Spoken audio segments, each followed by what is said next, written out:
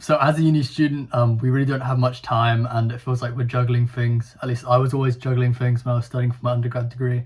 So today I'm making a video basically to give 7 tips on how I kind of managed to get from undergrad degree and kind of how I remained productive during that whole time.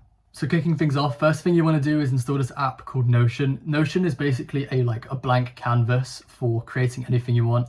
So for me personally, I use it for, to-do lists and journaling. Basically in business school, when it comes to to-do lists, we learned about this thing called the Eisenhower matrix, which you prioritize tasks based on their urgency and importance. And what's really great about Notion is you can kind of add all of these tasks and really neatly categorize things based on their kind of urgency and importance. So you can use color coding, for instance, any stuff like that.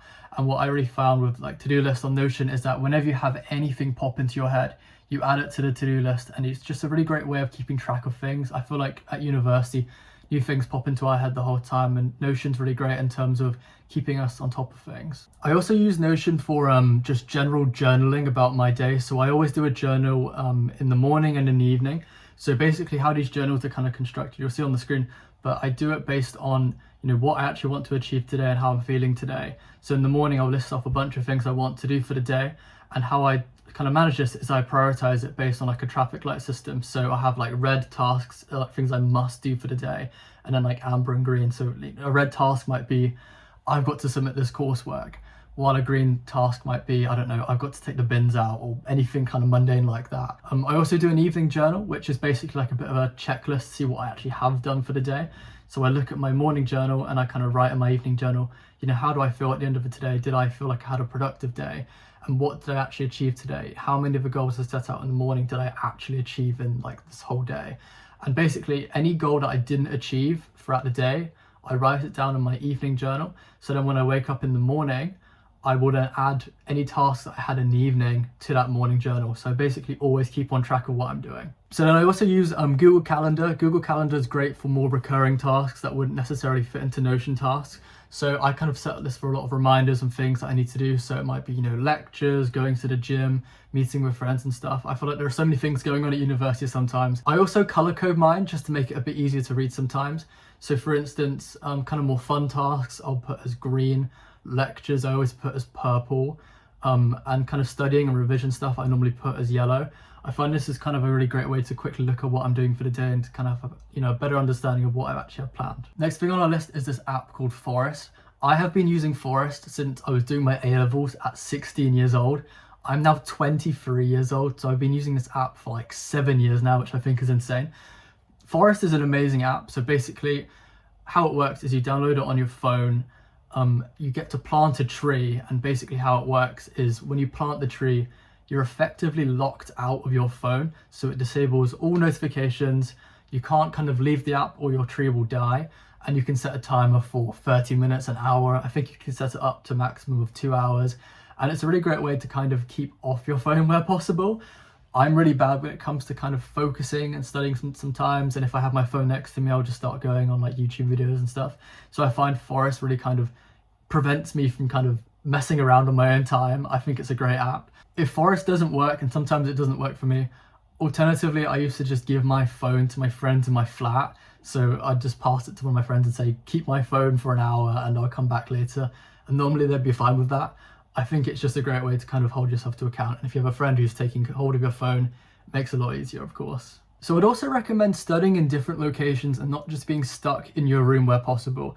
I don't know about you guys, but whenever I'm just studying in my room, I find it really hard sometimes to focus. I think it's so easy to get distracted in your room and go on your phone or read a book or whatever. Going in different locations it puts you in a social pressure, I find, to actually study, because you're around other people who are also studying. So I think subconsciously you're thinking, oh, everyone else is doing it, so I might as well be conforming to that and studying as well. I recommend really kind of studying in a place that kind of works for you. Of course, the most typical one is going to the library, right? But if you don't like that, you can definitely go to, I don't know, a cafe off campus or something like that. My only advice is I recommend not going with a friend, and also ensuring that the place you go to is not going to be loud. Don't go to a cafe that's super busy during the day, for instance. It just won't be very valuable for you. And I also find, going to different locations can be really valuable because it kind of gives you a good opportunity to, go for a walk somewhere. So you're in nature a bit more and you kind of get to think about things, reflect on your work. So it gives you a nice like little break in between your study sessions. This one's going to sound super obvious, but I feel like a lot of my friends don't do this at university. And it's literally just asking the lecturer questions on coursework and exams and all of that kind of stuff. Sometimes, I don't know if anyone else experiences like where you're stuck on a problem, you're stuck on an issue or whatever, and you don't really understand, you're kind of lost in what you want to do. And you're doing everything but the obvious thing, which is just emailing the lecturer. And I know obviously this requires some level of courage to just kind of talk to the person, but the amount of times I've talked to my lecturers and nearly every single time they've been willing to help, I think it's definitely worth kind of the effort involved. And you know, your lecturer wants you to succeed, and I think it's much better off for you just to confront your lecturer and say, I have a problem, can you please help me in your spare time? Rather than kind of like sitting on your hands waiting for sort of yourself to figure it out. Obviously they're not going to let you do, like, they're not going to do the coursework for you, right? But I think at the same time it's valuable just kind of asking. And the worst thing they're going to say is, sorry, I can't help you with that. And the best thing they're going to do is, you know, give you some help and, you know, help you progress with your coursework. This kind of links to like another sort of thing I was talking about earlier, but when it comes to kind of doing tasks throughout the day, there was this book I read basically called Eat the Frog, and it talks about doing the hardest task first in your day.